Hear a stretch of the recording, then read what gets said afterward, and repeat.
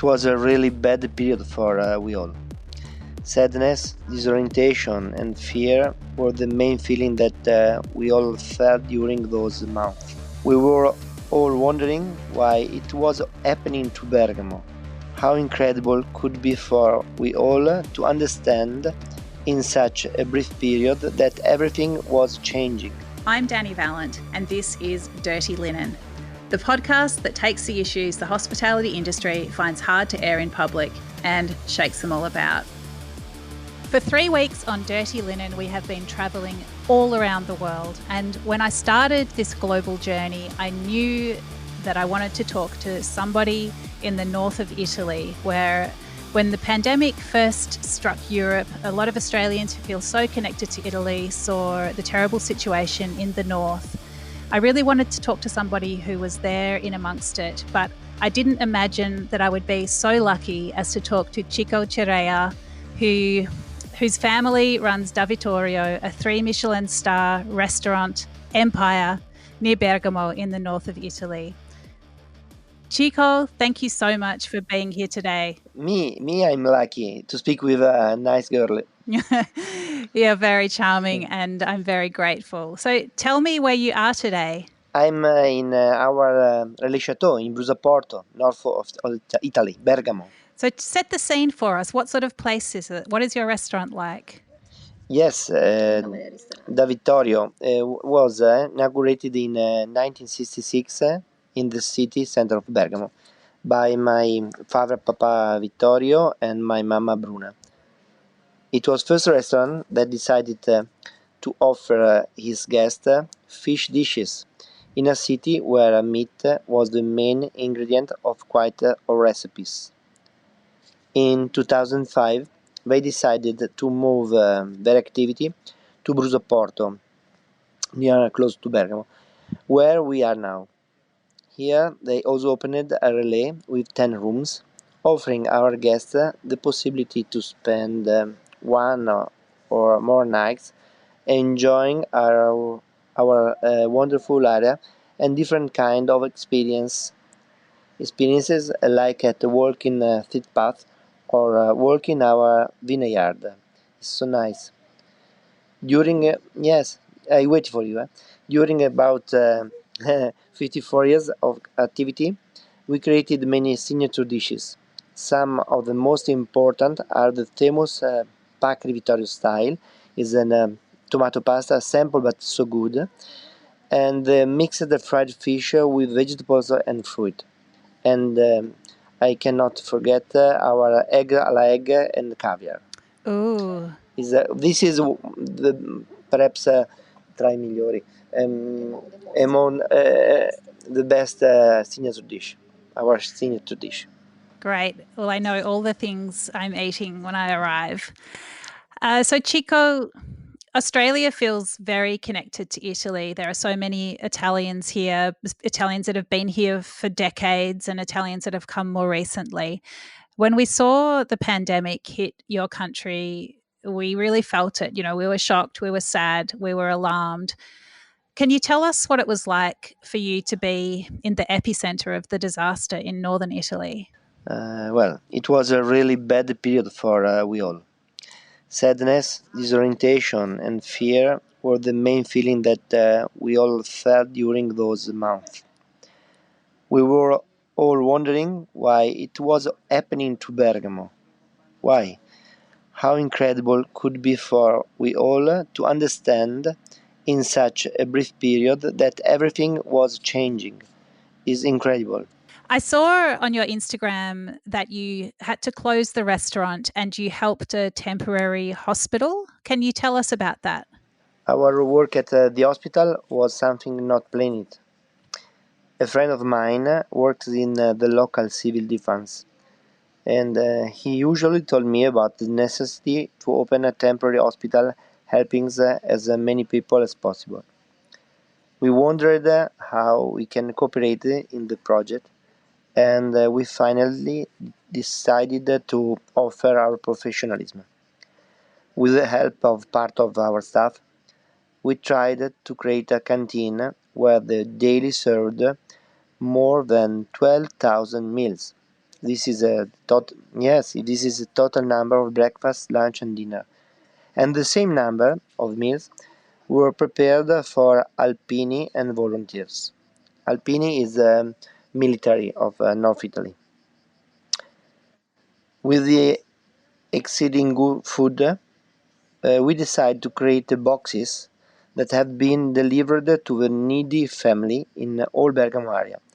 We prepared about 60,500 boxes circa. Incredible. Yes, a lot of work in this month. Wow. What did it feel like to close the restaurant? It's a bad moment, bad period, and all said yes. I scared about the future of my family or of my passion, of my job. Is a very difficult period. Did anyone in your family or your restaurant community become sick or die? Yes, unfortunately, yes. Some people from my family and some of the staff have been infected, but no one seriously.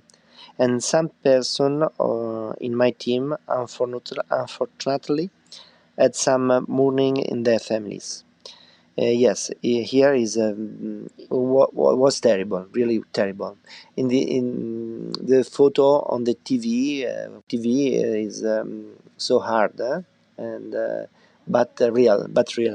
Wow. I mean, it's such an unprecedented situation, something that you could never imagine when you're in the middle of a busy hospitality business. What did it feel like to be in the middle of such a situation? It was an unreal and unbelievable situation. No one could imagine to see our cities and our roads so empty.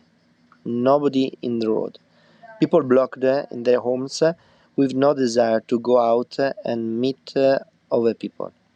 With attention and respect of authorities' rules, we managed to make the situation going better.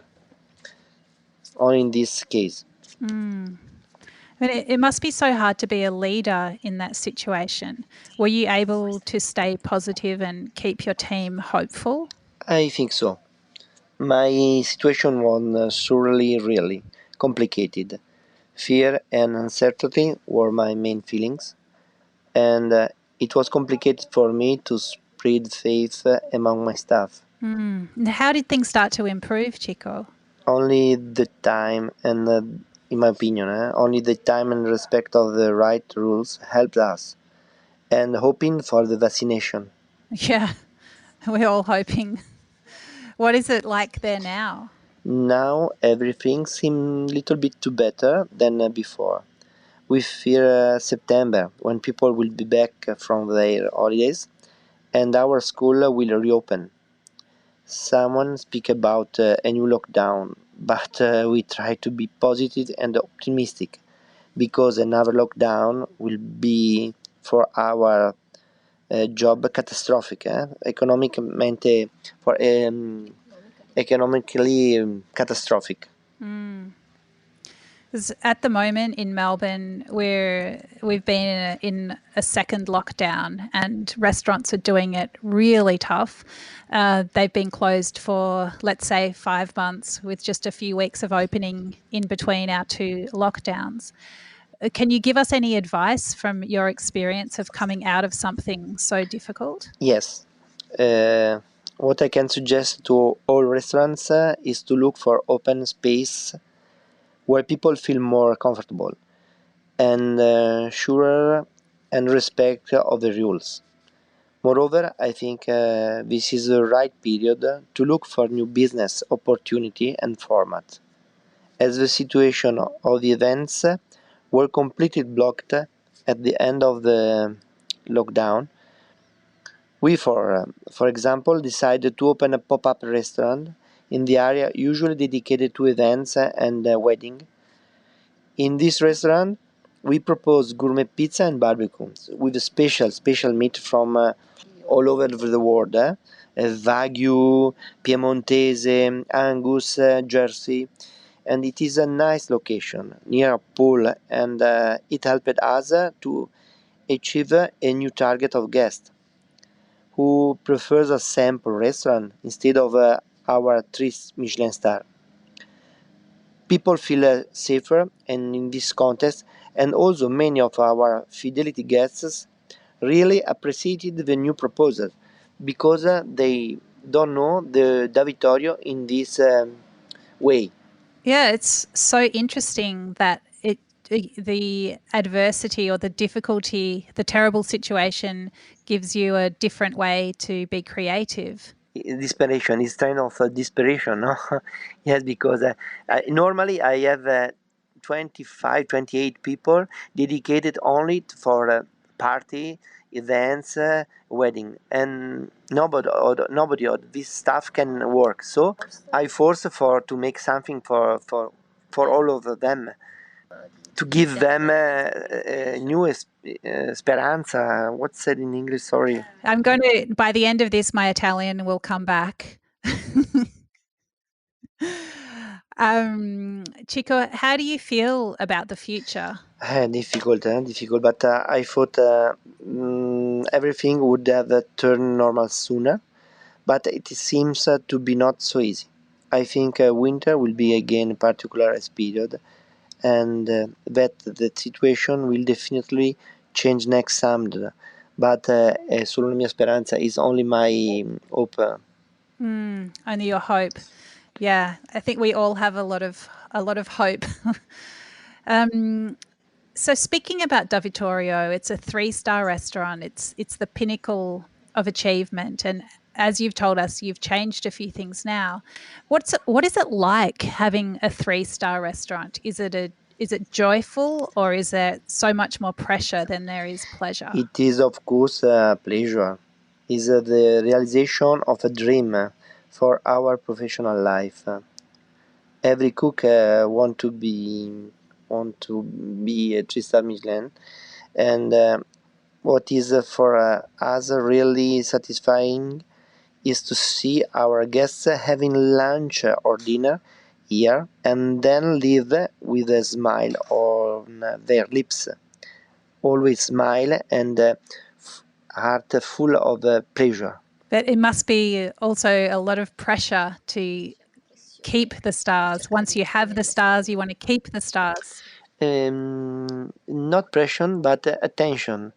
Every day I wake up with the intention to make the best that can I do for my family, for my job.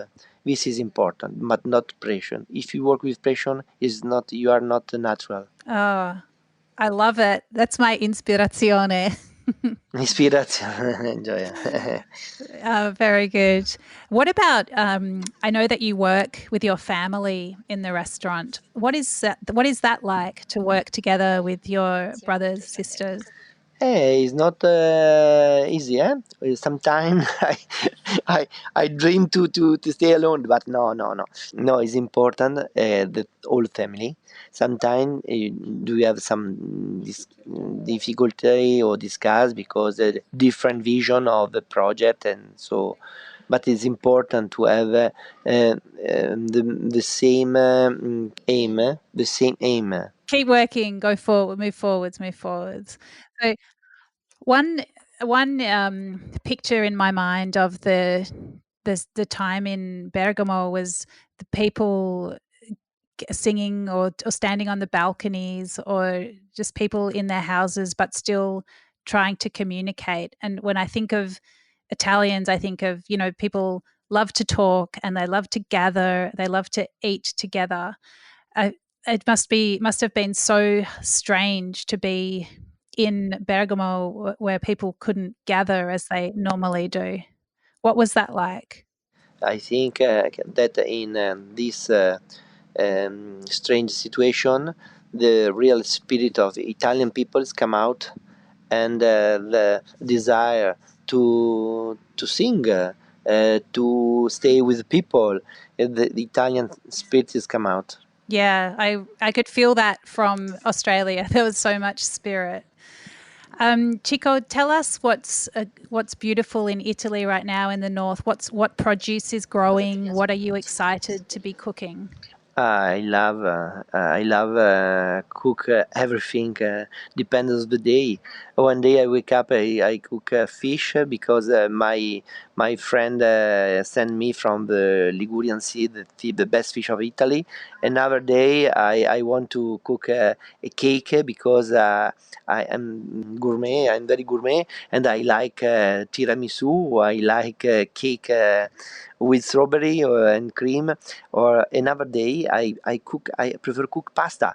I want to make my hand in eggs and flour to make tagliatelle, to make ravioli. Or the Italian cuisine is so incredible that I'm very lucky to make to make my job in Italy, no? Because we have the best product in the world, not only in Italy, but it's from Sicilia to North Italy. We have cheese, fish, olive oil, wine, fruit, everything. And a good cook can divertirsi, can enjoy with his job. Yes, so much beautiful produce.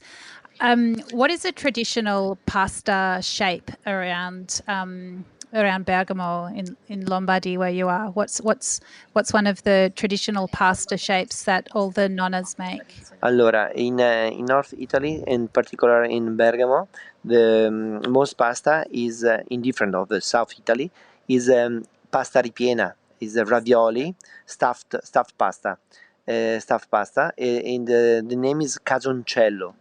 Casoncello is made with flour, little bit eggs, but not so much, because one time it was poor people, and a little bit water, and you mix, you make pasta. After you stuffed with bread, nuts, uva grapes, and spice, little bit spicy, and you cook in water with salted water, and at the end when it's cooked you put in the butter, parmesan cheese, and pancetta is bacon, yes, bacon with bacon, simple, soja, simple but nice, really nice.